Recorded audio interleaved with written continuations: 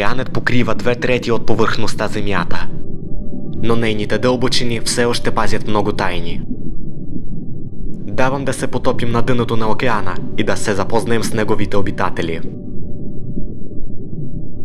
Където слънчевите лъчи достигат морското дъно, образуват невероятни структури. Коралови рифове.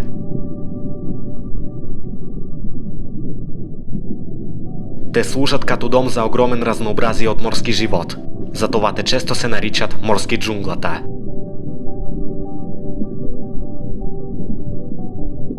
Може да се изненадате, но коралите това също са животни. Те напомнят растения или цветни скали. Но навсъщност това са колонии микроскопични същества – коралови полипи. Полипите са различни. Има твърди, рифообразуващи. Има меки, не като скелет. Ярките цветове им придават малки водорасли, живеещи в техните тъкани. Заедно те създават най-грандиозните неръкотворни структури, подкрепяйки най-голямата и разнообразна екосистема на Земята. Рифовете заемат само 1% от океана дъното, но служат като дом за 25% от всички морски живот.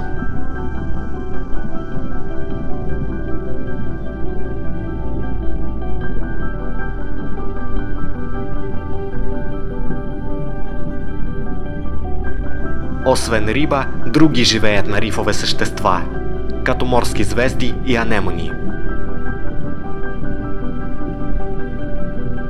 С пипалата си анемони грабва плячката и я изпраща при себе си уста. Раците изпълняват ролята на рифа сестра.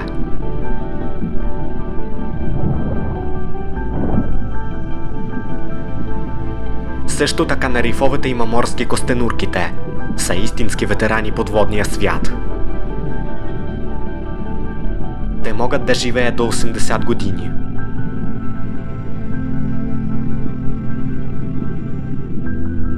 Има няколко вида морски костенурки. Например, биса и зелено костенурка. Нарича се зелено заради цветовете на мазнините. Преди това костенурките бяха изтребени заради черупката, от която са направени бижутата. Сега обаче те са под опазване и възстановяване на населението.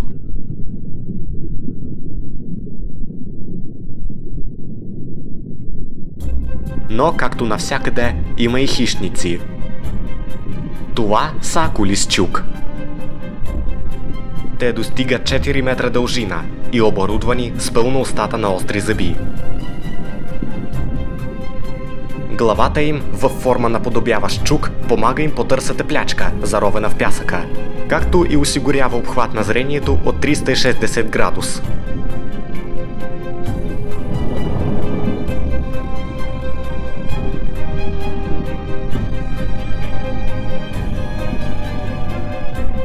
Понякога акулите се събират в огромни рояк. Причините за това досега надеждно неизвестен, но изглежда това е доста впечатляващо.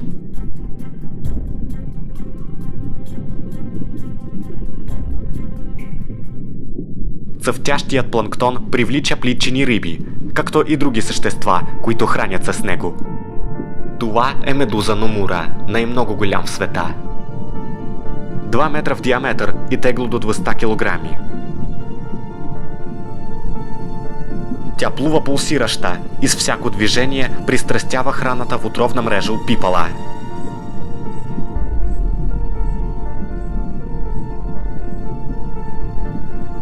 Там, където има много храна, но самите медузи са никой не яще, те често се събират в изобилие. Това стада морска коприва пристигна тук заради планктон.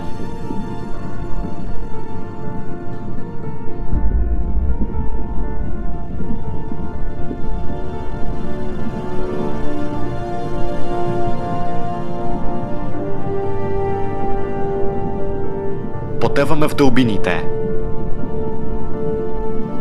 И там сме попадаме в невероятен свят, обитаван с невероятни същества, като тези светещи медузи Аурелия.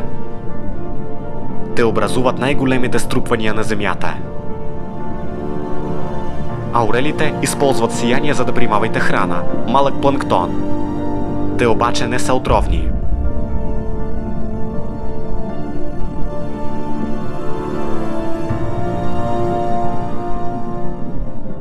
Много дълбоководни риби също използват светлина. И това привлича хищници. Калмарите на Хумболт се издигат от дълбочини за лов. Те двуметровите мекотели са много агресивни и нападат всичко, което движи се, включително акули, хора и други калмари.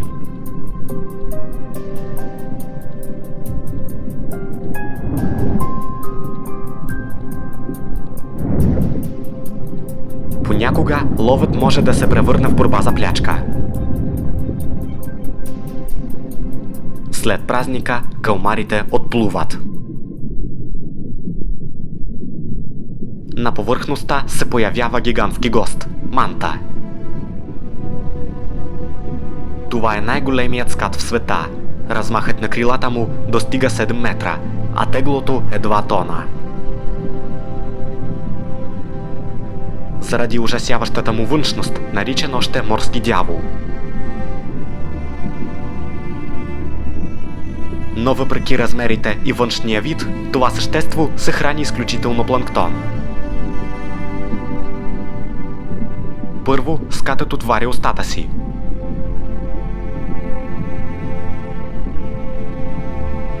И след тя започва да засмуква планктон, въртейки се във водата като въздушен акробат.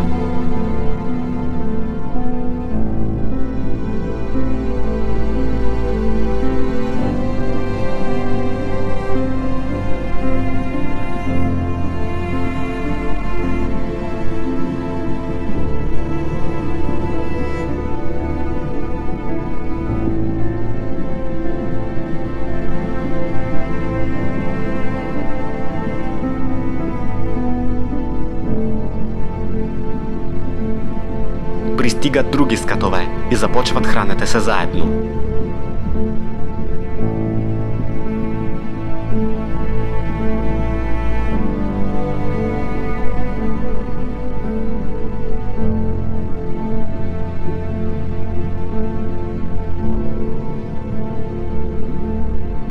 От въздуха изглежда впечатляващо. След всичко мантите отплуват.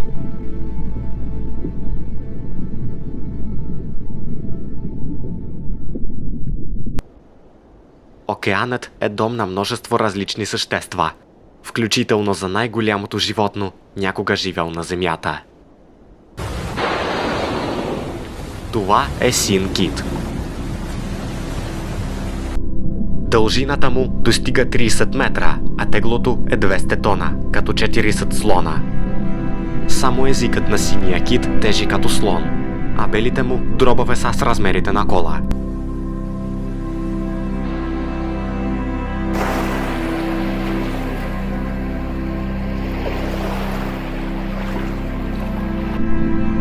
През миналия век китовете са безмилостни изтребени заради китова кост и мазнини. Поради какво тяхното население сега е само около 10 000 лице.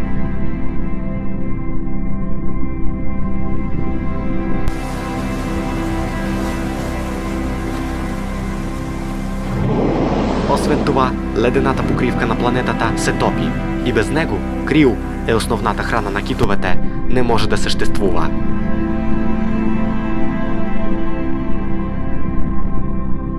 Сега хората правят всичко възможно за защита на морския живот и предотвратят тяхното изчезване.